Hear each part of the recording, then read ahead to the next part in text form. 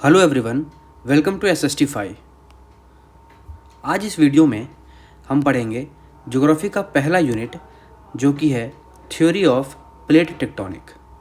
इस वीडियो में आगे हम इस थ्योरी के मल्टीपल पॉइंट्स को कवर करेंगे, जैसे कि टेक्टोनिक प्लेट्स होते क्या हैं, कैसे बने होते हैं, उनके पीछे के कौन से बैकग्राउंड थ्योरीज हैं जिनको समझना बहुत ज़रूरी है अगर हमें थ्योरी ऑफ प्लेट टेक्टोनिक को समझना है। तो फिर हम देखेंगे कि आखिर प्लेट्स जो हैं वो मूव क्यों करते हैं, उनके पीछे के कौन से फोर्सेस हैं जो उन प्लेट्स को मूव करवाते हैं। Then what this theory explains and its importance. इस थ्योरी को पढ़ना क्यों ज़रूरी है, ये थ्योरी किन किन अर्थ के फीचर्स को एक्सप्लेन करती है। Then types of plate boundaries, कितने टाइप के प्लेट बाउंड्रीज होते हैं, वो कैसे मूव करते हैं और हर एक मूवमेंट के वजह से किस टाइप के लैंडफॉर्म्स बिल्ड होते हैं। देन फर्दर हम मेजर और माइनर टेक्टोनिक प्लेट्स को मैप पर अच्छी तरीके से समझेंगे कि वो किस एरिया में लोकेटेड होते हैं और मेजर और कितने मेजर प्लेट्स हैं, कितने माइनर प्लेट्स हैं और अर्थ के किस हिस्से पे वो मौजूद हैं। देन प्लेट टेक्टोनिक जो है वो अर्थ के डायनामिक को किस तरीके से कंट्रोल करता है, किस तरीके से चेंज करता है, ये जानेंगे हम इस पूरे वीडियोस में। तो आगे बढ़ते हैं। पहला टॉपिक है व्हाट आर टेक्टोनिक प्लेट्स। जैसा कि हम जानते हैं कि अर्थ के स्ट्रक्चर को 3 भाग में बांटा गया है, 3 लेयर में, जो कि कोर, मेंटल और क्रस्ट होता है। क्रस्ट सबसे सरफेस लेवल का लेयर है जो कि रॉक स्ट्रक्चर्ड होता है, रॉक से बना होता है और हार्ड होता है। देन मेंटल जो कि मोल्टेन मैग्मा का एक लेयर होता है और उसके बाद कोर। तो टेक्टोनिक प्लेट्स कैसे बने? जो हमारा क्रस्ट होता है सबसे अपर पार्ट, इसे हम लिथोस्फेयर कहते हैं और उसके जस्ट नीचे यानी कि मेंटल का जो अपर हिस्सा है उसे हम एस्थेनोस्फेयर कहते हैं, जो कि सेमी लिक्विड के फॉर्म में होता है मोल्टेन मैग्मा। तो टेक्टोनिक प्लेट्स जो हैं उनको हम ये कह सकते हैं कि अर्थ का जो लिथोस्फेयर है उसका एक ह्यूज पीस जो है वो टेक्टोनिक प्लेट कहलाता है। टेक्टोनिक मतलब क्या होता है? टेक्टोनिक जो है वो एक ग्रीक वर्ड से मिलके बना है जो कि है टेक्टोनिकोस, जिसका मतलब होता है कि रिलेटेड टू बिल्डिंग कंस्ट्रक्शन, यानी कि किसी चीज़ को कंस्ट्रक्ट करना, किसी चीज़ को बिल्ड करने में जिस चीज़ का हाथ होता है, जो चीज़ रिलेटेड होती है, उसे टेक्टोनिकोस कहते हैं ग्रीक में। तो यहाँ से उस लिथोस्फेयर प्लेट को नाम मिला टेक्टोनिक। इसके बाद हमें ये जानना है कि इस थ्योरी के पीछे वो कौन सी थ्योरीज़ हैं जो कि बेस का काम करती हैं और ये एक्सप्लेन करती हैं कि प्लेट टेक्टोनिक थ्योरी जो है वो अपने रूप में किस तरीके से पहुंचा। तो बहुत पहले 1912 में अल्फ्रेड वेगनर ने एक थ्योरी प्रपोज की थी जो कि एक्सप्लेन करती थी हमारे कॉन्टिनेंट्स के बिल्ड होने का, कॉन्टिनेंट्स के जो स्ट्रक्चर हैं, कॉन्टिनेंट्स किस तरीके से बटे हुए हैं, इन चीज़ों को एक्सप्लेन कर रहा था कॉन्टिनेंटल ड्रिफ्ट थ्योरी। इस थ्योरी में क्या था? इस थ्योरी में अल्फ्रेड वेगनर ने बताया कि हमारा अर्थ जो है वो पहले एक सिंगल लैंडफॉर्म था जिसे कि पैंजिया कहा जाता था और ये सराउंडेड किससे था? पूरे ओशन भाग से, जिसे कि पेंथालसा कहा जाता था। फिर फर्दर वेगनर ने एक्सप्लेन किया कि ये जो पैंजिया है ये कई भाग में टूट रहा था, जैसे कि 2 भाग में सबसे पहले टूटा, लॉरेशिया और गोंडवाना, और इसके बीच का जो सी था उसे टिथिस सी कहते थे। गोंडवाना जो है वो फर्दर कई भाग में टूटा, लॉरेशिया जो है वो भी कई भाग में टूटा, और यहाँ पे जैसा कि आप देख रहे हैं इंडिया और ऑस्ट्रेलिया जो है ये भी गोंडवाना लैंड का ही हिस्सा था और एक साथ ये अलग हुआ।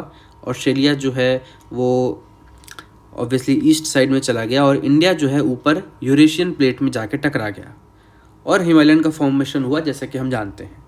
तो प्रेजेंट डे में जो मैप है ये पहले किस तरीके से था और किस तरीके से ये मूव किया, ये एक्सप्लेन किया कॉन्टिनेंटल ड्रिफ्ट थ्योरी में वेगनर ने, जहाँ से ये आइडिया जनरेट हुआ कि हमारे जो प्लेट्स हैं, हमारे जो कॉन्टिनेंट्स हैं, ये मूव करते हैं और ये किस तरीके से टूटते और जुड़ते रहते हैं। लेकिन इस थ्योरी में एक कमी थी कि ये थ्योरी ये एक्सप्लेन नहीं करता था कि जो प्लेट्स मूव कर रहे हैं उनका मेन रीज़न क्या है, वो प्लेट्स आखिर क्यों मूव कर रहे हैं। इस चीज़ का जवाब हमें दूसरे थ्योरी में मिला, जिसे कहते हैं हम कन्वेक्शनल करंट थ्योरी। इस थ्योरी में हमें ये जानने को मिला कि ये प्लेट्स जो हैं वो किन फोर्सेस की वजह से मूव करते हैं। कन्वेक्शन करंट किसे कहा जाता है? तो इसमें देखिए, जो अपर मेंटल में और पूरे मेंटल एक जो लिक्विड रॉक्स हैं, मैग्मा है, वो just like a liquid, just like a water, जिस तरह गर्म पानी हाई प्रेशर जनरेट करता है और ठंडा पानी जो गर्म पानी है वो लो प्रेशर जनरेट करता है और जो ठंडा पानी है वो हाई प्रेशर जनरेट करता है। इसी तरीके से जो ज़्यादा गर्म मोल्टेन मैग्मा होता था वो लो प्रेशर जनरेट करता था और ऊपर की तरफ आता था। फिर जब ऊपर आता था और कोर से दूर जाता था तो ये ठंडा हो जाता था और ठंडा होने के बाद ये मूव करके वापस इधर से नीचे आता था हाई प्रेशर की तरफ। तो ये लो प्रेशर और हाई प्रेशर का जो सर्कल है ये मोल्टेन मैग्मा जो है ये तय करता है। तो ये जो सर्कुलर पाथ है और इसी मोल्टेन मैग्मा और एस्थेनोस्फेयर के ऊपर हमारा लिथोस्फेयर का प्लेट लाई करता है। अब अंदर अगर एक करंट जनरेटेड है, एक करंट मूव कर रहा है, करंट यानी क्या होता है? फ्लो। तो जो मोल्टेन मैग्मा का फ्लो है ये अल्टीमेटली लिथोस्फेयर के प्लेट्स को भी फोर्स करता है मूव करने के लिए। अब जहाँ पे से, जैसे कि यहाँ पे देखिए, यहाँ से एक प्रेशर ऊपर जा रहा है और यहाँ पे ऊपर जा रहा है, यहाँ से ये इस तरफ गया और ये इस तरफ। तो अब इसके ऊपर जो लिथोस्फेयर के प्लेट्स होंगी उन्हें यहाँ से ये करंट तोड़कर अपोजिट डायरेक्शन में मूव करने पे मजबूर करेगी। और यही अपोजिट डायरेक्शन में जो प्लेट्स मूव कर रही हैं इनको हम डाइवर्जेंट प्लेट कहते हैं, जो कि हम आगे पढ़ेंगे। सिमिलरली जहाँ पे ये सबडक्ट हो रही है, जहाँ से नीचे आ रही है और दूसरे साइड का करंट भी यहाँ से नीचे आ रहा है, तो ये जो है दोनों प्लेट्स को, इस प्लेट को और इस प्लेट को फोर्स करती है एक दूसरे के तरफ जाने के लिए, जिसे हम कहते हैं कन्वर्जिंग प्लेट। तो मोस्टली प्लेट टेक्टोनिक का जो मेन रीज़न है वो हमें कन्वेक्शन करंट थ्योरी से जानने को मिलता है। आगे देखते हैं प्लेट टेक्टोनिक थ्योरी कहता क्या है कि जो अर्थ का आउटर सॉलिड लेयर है, जिसे हम लिथोस्फेयर कहते हैं, वो कई ह्यूज पीसेज में टूट जाता है। क्यों टूटता है इसका रीज़न हमने अभी देखा। जो कि सेमी मोल्टेन लेयर, जो कि अपर मेंटल का पार्ट होता है, उसके ऊपर वो मूव करता है, जिसे हम एस्थेनोस्फेयर कहते हैं। ये एस्थेनोस्फेयर क्या होता है? अपर मेंटल, यानी मेंटल का जो अपर हिस्सा है और क्रस्ट के नीचे वाला हिस्सा जो कि सेमी मोल्टेन लेयर होता है, उसे हम एस्थेनोस्फेयर कहते हैं। तो ये टेक्टोनिक प्लेट्स को मूव करवाता है, जिसका स्पीड क्या होता है? 2 to 5 सेंटीमीटर पर ईयर, यानी एक साल में 2 से 5 सेंटीमीटर ये मूव करता है। इसकी स्पीड से वो मूव करता है। ये स्लो लगता है, लेकिन over the million of years of evolution ये काफ़ी लंबा दूरी तय कर लेता है। ये प्लेट टेक्टोनिक थ्योरी जो है, इसे प्रेजेंट किसने किया था ये हमें याद रखना है। जेसन मॉर्गन ने 1967 में, ये इनका पूरा नाम WJ मॉर्गन है, ये 1967 में इन्होंने प्लेट टेक्टोनिक थ्योरी प्रपोज किया था, जो कि कन्वेक्शन करंट थ्योरी के आने के बाद आया था। तो हमें क्या समझ में आया कि जो कॉन्टिनेंटल ड्रिफ्ट थ्योरी था और कन्वेक्शनल करंट थ्योरी था, इन दोनों थ्योरीज को कंबाइन करके हमें पूरी तरीके से प्लेट टेक्टोनिक थ्योरी में ये समझ में आता है कि किस तरीके से प्लेट्स मूव करते हैं और किस तरीके से ये मूव करने का कारण जो है हमें वो समझ में आता है। ठीक है, आगे बढ़ते हैं। Study of plate tectonic. Plate tectonic के बारे में पढ़ना क्यों ज़रूरी है, क्या इम्पोर्टेंस है प्लेट टेक्टोनिक थ्योरी का। ये जो रीज़न है ये हमें आगे भी हेल्प करेंगे अर्थ के डायनेमिक्स को समझने में। जैसे ये थ्योरी जो है हमें ये एक्सप्लेन करती है कि अर्थक्वेक क्यों आता है, क्या रीज़न है कि अर्थक्वेक आता है, वोल्केनोज जो हैं वो किसी एक जगह पे ज़्यादा और किसी एक जगह पे कम ऐसा क्यों है, क्यों ऐसा होता है कि किसी देश में हज़ारों के तादाद में वोल्केनिक माउंटेन्स हैं और कहीं पे बिल्कुल नहीं है, कहीं पे माउंटेनियस रीजन है और कहीं पे बीच एरिया है। तो कहीं पे डेजर्ट्स क्यों हैं, कहीं पे माउंटेन्स क्यों हैं, जो अलग अलग फिजिकल फीचर्स हैं उनको हेल्प करता है, उनको समझने में प्लेट टेक्टोनिक जो है वो हेल्प करता है। माउंटेन्स हैं तो माउंटेन्स फॉर्म क्यों होते हैं, कितने टाइप के माउंटेन्स होते हैं, फोल्डेड माउंटेन्स जो हैं वो कैसे फॉर्म होते हैं। ओके, और हम लोग जानते हैं कि कॉन्टिनेंट्स जो हैं वो मूव करते हैं। कॉन्टिनेंट्स को मूव करने का कारण क्या है ये भी हमें प्लेट टेक्टोनिक में समझ में आता है। ठीक, ओशंस जो हैं वो कैसे बनते हैं, ओशियन के अंदर ट्रेंचेस होते हैं वो कैसे बनते हैं, मिड अटलांटिक रिज की तरीके से कई सारे मिड ओशियनिक रिजेस हैं वो क्यों बनते हैं। ओके, नेचुरल डिज़ास्टर जो है वो क्यों अकर होता है, जैसे कि एवेलांचेस हैं, लैंडस्लाइड्स हैं और भी कई तरीके के जो नेचुरल डिज़ास्टर्स हैं वो क्यों है, इसको समझने के लिए प्लेट टेक्टोनिक का स्टडी जो है वो बहुत हेल्प करता है। और क्या, अर्थ के जियोलॉजिकल हिस्ट्री, जैसे कि एक टॉपिक है पैलियोमैग्नेटिज्म जो कि आगे पढ़ना है, उसमें हम लोग समुद्र के नीचे जो माउंटेनियस एरिया है, जो उसके नीचे जो उसके बेड पे जो रॉक पाया जाता है ओशन बेड पे, उस रॉक का स्टडी होता है जिससे कि हम लोगों को अर्थ का geological history, geological time period मालूम चलता है कि कौन सा ओशियन जो है वो कब किस तरीके से बना था और कौन सा जो रॉक है वो कब आया था, ये हमें उसके थ्रू जानने को मिलता है।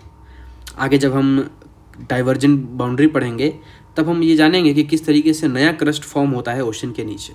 ओके, तो आगे बढ़ते हैं। आगे हम लोगों को पढ़ना है कि प्लेट बाउंड्रीज जो हैं, हम लोगों ने ये पढ़ा कि टेक्टोनिक प्लेट्स जो हैं वो लिथोस्फेयर के अपर पार्ट का प्लेट होता है जो कि एस्थोनोस्फेयर पे घूमता है, और हम ये भी जानते हैं कि प्लेट जो है वो कई भागों में टूट जाता है। तो प्लेट बाउंड्रीज जो हैं वो कितने फॉर्म में हैं ये पढ़ते हैं। पहला है कन्वर्जेंट प्लेट बाउंड्री। जैसा कि कन्वेक्शनल करंट थ्योरी में हमने देखा था कि दो प्लेट्स जो हैं वो एक दूसरे के तरफ जा रही हैं। यहाँ पे तो एग्जांपल है ओशियनिक प्लेट और कॉन्टिनेंटल प्लेट का। दो कॉन्टिनेंटल प्लेट भी एक साथ आते हैं और दो ओशियनिक प्लेट भी एक साथ टकरा सकते हैं। तो एक ओशियनिक प्लेट है, एक कॉन्टिनेंटल प्लेट है, और जब ये दोनों एक दूसरे के तरफ जाते हैं तो जो प्लेट भारी होता है वो अंदर की तरफ सबडक्ट हो जाता है और जो प्लेट हल्का होता है वो उसके ऊपर जो है सुपरसीड करता है। तो जब भी दो कॉन्टिनेंटल प्लेट एक दूसरे से टकराते हैं तो फोल्डेड माउंटेन्स बनते हैं, और जब भी दो ओशियनिक प्लेट एक दूसरे से टकराते हैं तो ट्रेंचेस बनते हैं जिसको हिंदी में गर्त कहा जाता है। ओके, जैसे कि देखिए फोल्डेड माउंटेन्स जो हैं वो कॉन्टिनेंटल प्लेट्स के थ्रू बनते हैं और ट्रेंचेस जो हैं वो ओशियनिक प्लेट्स के थ्रू बनते हैं। अगर एक ओशियनिक प्लेट और एक कॉन्टिनेंटल प्लेट आपस में टकराए तब क्या होता है, तब कुछ बहुत ज़्यादा डीप नहीं लेकिन हल्के डीप ट्रेंचेस बनते हैं और साथ ही साथ वोल्केनिक माउंटेन्स बनते हैं। फोल्डेड माउंटेन्स जिस तरीके से बहुत ऊंचे होते हैं उस तरीके से वोल्केनिक माउंटेन्स बहुत ऊंचे नहीं होते हैं, लेकिन वो अंदर से उनके पार्ट्स इतने वीक होते हैं कि जो मोल्टेन मैग्मा है, ये इसमें आप नीचे देखिए, जो ये इसमें दिख रहा है नीचे से जो मोल्टेन मैग्मा है, इसको ऊपर आने के लिए एक वेंट मिल जाता है। ये वेंट ही है जो कि कॉन्टिनेंटल प्लेट कमज़ोर होता है, ओशियनिक प्लेट के कंपेयर में हल्का होता है, डेंसिटी कम होती है, ओशियनिक प्लेट की डेंसिटी ज़्यादा होती है, तो कम डेंसिटी होने की वजह से इसके अंदर क्रैक्स डेवलप हो जाते हैं। इन्हीं क्रैक्स के थ्रू फिशर, जो कि ज़मीन पे पतला क्रैक कह सकते हैं, और वेंट जो कि एक वेंट फॉर्म करता है, जो कि माउंटेन स्ट्रक्चर होता है उसके अंदर से निकलता है, जिसे हम वोल्केनो कहते हैं। तो इसका मेन एग्जांपल्स क्या हैं? हिमालयाज़ की तरह फोल्डेड माउंटेन्स और मैरियाना ट्रेंच। यहाँ पे आप इस मैप में देखिए, पैसिफिक ओशियन में, ये जो पैसिफिक ओशियन है, इधर यूनाइटेड स्टेट्स है और इधर जापान है, नीचे ऑस्ट्रेलिया है। यहाँ पे मैरियाना ट्रेंच है जो कि दुनिया का सबसे गहरा ट्रेंच है, और इसे कहा जाता है कि ये लगभग 11 किलोमीटर के आसपास ये गहरा है, जो कि माउंट एवरेस्ट के हाइट से भी ज़्यादा है। ओके, अच्छा, कन्वर्जन प्लेट बाउंड्रीज जो हैं वो किस तरीके से ट्रेंच बनाते हैं, क्या रीज़न है, ये इसमें आप बहुत अच्छे से देख सकते हैं। एक इधर पैसिफिक प्लेट है जो कि ओशियनिक करंट है, ओशियनिक प्लेट है, और वेट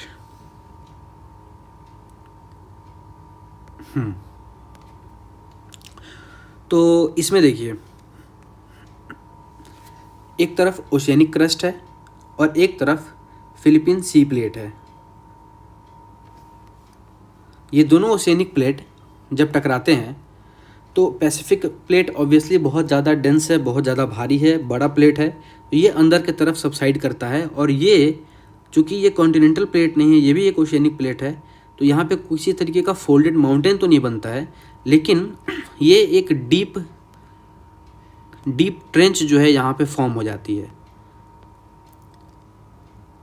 यानी दो प्लेट जब एक साथ टकरा रहे हैं तो जो एक नीचे की तरफ वो बेंड हो रहे हैं, यही बेंड होना ट्रेंच बनाता है, जो कि ये यहाँ पे आप देखिए, ये जो डीप स्ट्रक्चर है, ये दोनों ही प्लेट्स के बेंड होने की वजह से बनता है। तो ये तो एग्जांपल हुआ ओशियन का और ट्रेंच का। मैरियाना ट्रेंच लगभग 11 किलोमीटर डीप, वर्ल्ड का सबसे डीपेस्ट ट्रेंच है। इसके बाद कन्वर्जन प्लेट बाउंड्री में जो दो कॉन्टिनेंटल प्लेट्स टकराते हैं, तो किस तरीके से ये उस लैंड को फोल्ड करता है। जैसे कि यहाँ पे ये कॉन्टिनेंटल प्लेट है और ये कॉन्टिनेंटल प्लेट है, दोनों का डेंसिटी लगभग सेम है, तो दोनों यहाँ पे देखिए, जब दो प्लेट कन्वर्ज किए तो पहले एक हल्का सा एक कंप्रेशन आया दोनों में, फिर जब और फर्दर आगे बढ़े और दो प्लेट्स जब एक दूसरे की तरफ मूव कर रहे हैं ना, तो वो करते जाते हैं। ऐसा नहीं होता है कि दोनों एक टच हुआ, जब दोनों एक दूसरे को हिट किए तो वहाँ पे रुक जाते हैं। जब प्लेट्स मूव करते हैं तो उसके अपर पार्ट का सारे ये जो पार्टिकल्स हैं वो एक दूसरे के ऊपर सुपर इम्पोज होने लगते हैं। तो पहले एक कंप्रेशन हुआ, फिर मल्टीपल ऐसे कंप्रेशन जो हैं वो होने लगते हैं। ठीक है, तो ये रीज़न समझ में आया कि क्यों फोल्डेड माउंटेन्स जो हैं ये बन रहे हैं दो कॉन्टिनेंटल प्लेट के एक दूसरे की तरफ बढ़ने के वजह से। ओके, तो ये था कन्वर्जन प्लेट बाउंड्री का दूसरा हिस्सा, जो कि था कॉन्टिनेंटल प्लेट और कॉन्टिनेंटल प्लेट का कन्वर्ज होना। ओके, सेकेंड प्लेट बाउंड्री जो है वो है divergent plate boundary. Divergent plate boundary क्या होता है? जब दो प्लेट्स एक दूसरे से के अपोजिट डायरेक्शन में मूव करती हैं। अब अगर दो प्लेट्स हैं जो कि लिथोस्फीयर के प्लेट्स हैं, वो अगर अपोजिट डायरेक्शन में मूव करेंगे तो बीच में क्रैक डेवलप होगा, और उस क्रैक से जो नीचे का मोल्टेन मैग्मा है ये ऊपर आएगा। अब ये जो नीचे का मोल्टेन मैग्मा है, जब ये ऊपर आता है तो ऊपर तो टेम्परेचर ठंडा है, तो ये जैसे जैसे नीचे से, यहाँ पे देखिए, जैसे जैसे ये ऊपर आएगा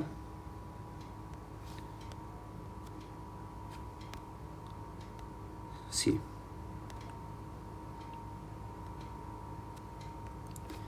जैसे जैसे ये दोनों प्लेट्स एक दूसरे से दूर जाएंगे, वैसे वैसे नीचे से ये मोल्टेन मैग्मा ऊपर आएगा, और ऊपर आके वो ठंडा होगा और रॉक बन जाएगा। तो जैसे जैसे ये दूर जाते जाएंगे, यहाँ पे न्यू क्रस्ट जो है वो फॉर्म होते जाएगा, और यही जो न्यू क्रस्ट है इसे हम रिज कहते हैं। तो ये काफ़ी ऊंचा भी हो सकता है और काफ़ी ज़्यादा वाइड भी हो सकता है। ये लगभग यहाँ साइड में आप मैप में देखिए, अटलांटिक ओशन में ये बीच में ये मिड अटलांटिक रिज बना हुआ है। सबसे पहली बार जो रिज को खोजा गया वो यही रिज था जो कि अटलांटिक ओशन में था। और ये किस वजह से हो सकता है कि जो ये दो प्लेट्स हैं अटलांटिक ओशन के ऊपर के नीचे, वो दोनों एक दूसरे से दूर मूव कर रहे हैं। इसीलिए ये भी कहा जाता है कि Atlantic ocean year by year चौड़ा होते जा रहा है। अच्छा, ये प्लेट्स जो मूव कर रहे हैं इनकी स्पीड क्या है? ये हम लोगों ने पढ़ा था कि 2 से 5 सेंटीमीटर पर ईयर। ओके, तो इस स्पीड से ये मूव कर रहे हैं और पर ईयर अटलांटिक ओशन इतना ही चौड़ा होते जा रहा है। तो प्लेट बाउंड्रीज जब भी एक दूसरे से दूर जाते हैं, डाइवर्ज करते हैं, तो न्यू क्रस्ट फॉर्म होता है। क्यों होता है? क्योंकि उसके नीचे का जो मोल्टेन मैग्मा है वो उन्हीं क्रैक्स से ऊपर आता है और एक नया क्रस्ट बनता है ठंडा होने के बाद, जिसका एक बहुत प्राइम एग्जांपल है मिड अटलांटिक रिज। ये पूरी तरीके से ओशन के नीचे रहता है। मोस्टली जो मिड अटलांटिक रिज है ये 90% ओशन के नीचे है। जो 10% में कुछ कुछ हिस्से जो कि ओशन के ऊपर आते हैं वो कुछ कुछ जगहों पे आइलैंड फॉर्म करते हैं। एक जैसे कि कंट्री है, आप जानते होंगे, आइसलैंड। यहाँ पे आइसलैंड भी मिड अटलांटिक रिज का ही हिस्सा है। ओके, जो कि ऊपर आया है over the period of time. तीसरा प्लेट कौन सा है? तीसरा प्लेट जो है वो सबसे ज़्यादा डेंजरस है हमारे सरफेस के लिए और सेटलमेंट्स के लिए। सबसे ज़्यादा डिस्ट्रक्टिव प्लेट्स इनको माना जाता है। क्यों? क्योंकि जो बाकी प्लेट्स हैं कन्वर्जेंट और डाइवर्जेंट, ये बहुत स्लो मूव करते हैं और over the period of time ये इनका इम्पैक्ट दिखता है। लेकिन जो ट्रांसफॉर्म प्लेट बाउंड्री है, इनका मूवमेंट ऐसा है कि एक दूसरे के सरफेस के अलोंग, यानी जिस तरीके से दो पत्थर में फ्रिक्शन होता है, दो पत्थर को आपस में टकराया जाता है, एक अलोंग द सरफेस मूव किया जाता है एक फ्रिक्शन पैदा करने के लिए, उस तरीके से जब प्लेट्स का मूव होता है, जब ये प्लेट्स मूव करते हैं तो इनके दोनों के आपस में फ्रिक्शन के वजह से एक फ्रीक्वेंसी डेवलप होती है। वो फ्रीक्वेंसी अलोंग द लाइन ऊपर ट्रैवल करती है और जो अपर सरफेस है उसी फ्रीक्वेंसी से अपर सरफेस को भी ये मूव करवाती है। ओके, तो ये जो फ्रिक्शन है, ये कितना हार्ड फ्रिक्शन है वो उसी पे डायरेक्टली डिपेंड करेगा फ्रीक्वेंसी। और जितनी ज़्यादा फ्रीक्वेंसी होगी उतना ही ज़्यादा ऊपर डिस्ट्रक्शन होगा। सब प्लेट्स मूव करेंगे और उस प्लेट्स के ऊपर जो भी लैंडफॉर्म्स होंगे, जो भी सेटलमेंट्स होंगे, वो पूरी तरीके से डिस्ट्रॉय हो जाएंगे। इसी फ्रीक्वेंसी को हम लोग कैसे नापते हैं? रिक्टर स्केल से। ये रिक्टर स्केल जो है ये हमें फ्रीक्वेंसी बताता है कि किस फ्रीक्वेंसी से मूवमेंट हो रही है। और यही फ्रीक्वेंसी को हम क्या बोलते हैं जब ये प्लेट्स हिलते हैं? तो अर्थक्वेक्स। तो अर्थक्वेक होने का मेन रीज़न क्या है? ट्रांसफॉर्म प्लेट बाउंड्री, जो कि अपने सरफेस के अलोंग मूव करता है और एक फ्रिक्शन डेवलप करता है और उस फ्रिक्शन से फ्रीक्वेंसी डेवलप होती है। ओके, तो ट्रांसफॉर्म प्लेट बाउंड्री समझ में आया? ओके, कन्वर्जेंट प्लेट बाउंड्री था जो कि एक दूसरे में कन्वर्ज हो रहा था। दो प्लेट्स एक दूसरे के तरफ जा रहे थे। जब एक ओशियानिक और एक कॉन्टिनेंटल हो रहा था तो ओशियानिक प्लेट नीचे चला जा रहा था और ये ट्रेंच और वोल्केनिक माउंटेन दोनों बना रहा था। और दो कॉन्टिनेंटल प्लेट जब जा रहे थे तो ये जो है यहाँ पे एक बल्ज डेवलप कर रहे थे और फोल्डेड माउंटेन्स डेवलप कर रहे थे। दूसरे प्लेट बाउंड्री में डाइवर्जेंट प्लेट बाउंड्री, जिसमें कि एक दूसरे के अपोजिट डायरेक्शन में जा रहे हैं और जो यहाँ पे एक क्रैक डेवलप हो रहा है, इधर से लावा निकल रहा है, मोल्टेन मैग्मा, और वो नया स्ट्रक्चर बना रहा है। ओके, और तीसरा है हमारा ट्रांसफॉर्म प्लेट बाउंड्री, जो कि सरफेस के अलोंग मूव करता है और एक अर्थक्वेक पैदा करता है। ओके, प्लेट बाउंड्रीज के बाद हमें जानना है कि कौन से मेजर टेक्टोनिक प्लेट्स हैं। मेजर टेक्टोनिक प्लेट्स को 7 प्लेट्स में बांटा गया है। तो मेजर टेक्टोनिक प्लेट्स जो हैं वो 7 तरीके के होते हैं, और मैप के थ्रू हम ये समझेंगे कि ये कौन कौन से बड़े बड़े प्लेट्स हैं। ओके, सबसे पहला है, 1 सेकेंड, हाँ, सबसे पहला है पैसिफिक प्लेट। आपको पता होगा कि पैसिफिक ओशन जो है वो सबसे लार्जेस्ट ओशियन है, और इसके नीचे का जो लिथोस्फीयर का जो प्लेट है वो one of the largest tectonic plates है। तो पैसिफिक प्लेट। दूसरा प्लेट कौन सा है? North American plate. तो बच्चों इसको याद करना बहुत आसान है।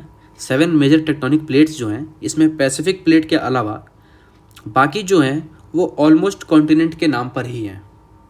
जैसे कि नॉर्थ अमेरिकन प्लेट, एक है south American plate, African plate, Eurasian plate और इंडो ऑस्ट्रेलियन प्लेट। जैसा कि मैं बता रहा था कि इंडिया और ऑस्ट्रेलिया ये दोनों ही पहले गोंडवाना के हिस्से थे और एक साथ निकले थे। बीच में इंडिया जो है, इंडिया का पार्ट जो है ये ऊपर जाने लगता है और ऑस्ट्रेलिया का प्लेट जो है वो इधर से टूटकर इधर आ जाता है। तो ये पूरा प्लेट जो है इंडो ऑस्ट्रेलियन प्लेट के नाम से जाना जाता है। और एक लास्ट है अंटार्कटिक प्लेट। तो ये 7 मेजर टेक्टोनिक प्लेट्स हैं। अच्छा, आप देख रहे होंगे कि कॉन्टिनेंट्स के अलावा भी ये इधर इस एरिया में भी फैला हुआ है। सी, कॉन्टिनेंट ये है और अगर वो प्लेट है तो इसे सिर्फ यहीं तक होना चाहिए था, लेकिन नहीं। जो पार्ट ऊपर आता है, ओशन लेवल के ऊपर रहता है, उसे हम एज अ कॉन्टिनेंट रिकॉग्नाइज करते हैं, लेकिन उसी कॉन्टिनेंट का एक एक्सटेंडेड वर्जन ओशियन के नीचे होता है। ओके, तो उसे भी हम एक प्लेट में मानते हैं। तो एक Eurasian plate, Indo Australian plate, African plate, Antarctic plate, south American plate, north American plate और पैसिफिक प्लेट, ये 7 प्लेट्स हैं। और इन 7 प्लेट्स का लोकेशन हम जान गए और हमें इन 7 प्लेट्स का नाम याद रखना है। ओके, चलिए आगे बढ़ते हैं। मेजर प्लेट्स के बाद कुछ माइनर प्लेट्स हैं जिसमें कि हमें सबको नहीं याद रखना है, लेकिन कुछ बहुत इंपॉर्टेंट प्लेट्स हैं जो हमें जानना चाहिए। जैसे कि यहाँ पे कौन सा प्लेट था? चलिए इसमें मेजर प्लेट्स को गिनिए। यहाँ कौन सा प्लेट था? North American plate. यहाँ साउथ अमेरिकन प्लेट। यहाँ क्या था? African plate. यहाँ क्या था? Eurasian plate. ऑस्ट्रेलिया और इंडिया को मिलाकर कौन सा प्लेट था major plate? Indo Australian plate. Okay, और नीचे यहाँ कौन था? Antarctic plate. तो सारे प्लेट्स हो गए या कोई छूट रहा है? हाँ, पैसिफिक ओशियन जो है, पैसिफिक ओशियन भी एक प्लेट है और उसे क्या कहते हैं? Pacific plate. ओके, ये तो मेजर प्लेट्स हो गए। माइनर प्लेट्स कौन से हैं जो हम लोगों को याद रखने हैं? वो है जुआन डे फूका प्लेट, जो कि नॉर्थ अमेरिका के वेस्ट में लोकेटेड है। ओके, एक कैरिबियन प्लेट है जो कि सेंट्रल अमेरिका के ईस्ट में लोकेटेड है। देन कोकोस प्लेट यहाँ पे, नज़का प्लेट, स्कॉशिया प्लेट, ये कुछ प्लेट्स हैं जो कि इम्पॉर्टेंट हैं। अरेबियन प्लेट जो कि मिडिल ईस्ट, लोकेशन वाइज उसको मिडिल ईस्ट कहा जाता है, तो वहाँ पे एक जो छोटा प्लेट है अरेबियन प्लेट उसे कहते हैं। तो ये कुछ प्लेट्स थे। यहाँ पे फिलिपीन प्लेट, ये कुछ प्लेट्स ऐसे थे जो कि इम्पॉर्टेंट हैं और हम लोगों को जानने हैं। ठीक है, चलिए आगे बढ़ते हैं। लास्ट बट नॉट लीस्ट, हमें ये देखना है कि टेक्टोनिक प्लेट्स जो हैं वो अर्थ के डायनेमिक को किस तरीके से कंट्रोल करते हैं और किस तरीके से चेंज करते हैं। तो आप देखेंगे कि जितना भी चेंज है जो हमारे अर्थ पे दिखता है, फिजिकल चेंज जो कि हम देख पाते हैं, जो कि है वो, जो कि कोई लैंड फॉर्म बनना हुआ या फिर किसी लैंड फॉर्म का टूटना हुआ, किसी लैंडफॉर्म का ओशन से ऊपर आना हुआ या किसी लैंडफॉर्म का ओशन के नीचे सबडक्ट होना हुआ। ये सारे जो फीचर्स हैं और ये सारे जो एक्शंस हैं ये डायरेक्टली और इनडायरेक्टली रिलेटेड हैं प्लेट टेक्टोनिक्स के वजह से। जैसे कि यहाँ पे माउंटेन का फॉर्मेशन होना, earthquake, volcanoes, formation of oceans, formation of tranches या कॉन्टिनेंटल ड्रिफ्ट जो कि आज भी हो रहा है। आज भी हम जानते हैं कि कॉन्टिनेंट्स जो है वो मूव कर रहे हैं। रिसेंटली ये न्यूज़ मिला था कि अफ्रीका का जो ये पार्ट है यहाँ पे ये धीरे धीरे टूट रहा है वहाँ पे, और एक क्रैक्स डेवलप हो चुके हैं जो कि ऑलरेडी विजिबल है। और ये क्रैक्स जो हैं वो अभी मोर देन 15 सेंटीमीटर से ज़्यादा हो चुके हैं। और धीरे धीरे ये अनुमान लगाया जा रहा है कि ये प्लेट जो है यहाँ से टूट कर आगे की तरफ इधर मूव करेगा, इंडिया के तरफ। तो इसी तरीके से कई सारे लैंडफॉर्म्स हैं जो आज भी मूव करते हैं, आज भी चेंज हो रहे हैं। वोल्केनोज जो हैं वो डेवलप होते हैं। वोल्केनोज के अंदर से जो मैग्मा निकलता है ये आगे चल के नया लैंडफॉर्म बनाता है और लगातार जो है चेंज हो रहा है। तो ये सारे जो एक्शंस हैं जो कि प्लेट टेक्टोनिक से रिलेटेड हैं ये कंट्रोल करते हैं अर्थ के डायनेमिक को, चाहे ओशन बनाना हो, ट्रेंच बनाना हो या कॉन्टिनेंट्स को मूव करना हो। तो ये समझ में आया कि कैसे अर्थ के डायनेमिक्स जो हैं वो टेक्टोनिक प्लेट्स से जुड़े हुए हैं। ओके, तो इस वीडियो में यहीं तक। आगे बने रहिए SST5 के साथ। सब्सक्राइब करिए, लाइक शेयर कीजिए और सब्सक्राइब करने के बाद बेल आइकन दबाइए जिससे कि आप अपडेटेड रहेंगे हमारे आने वाले फर्दर वीडियोस से। आगे पॉलिटिकल साइंस और हिस्ट्री के भी वीडियोस बहुत जल्द आने वाले हैं इस वीडियो पे, तो बने रहिए। Thank you.